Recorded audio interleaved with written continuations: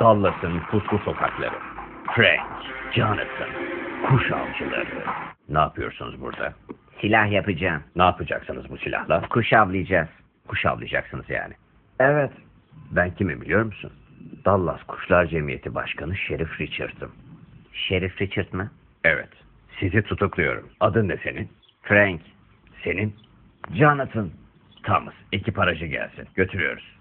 Hey sen ne yapıyorsun? Ne koydun onun cebine? Evet bayım, bana mı soruyorsunuz? Tut şunu. Bana ne?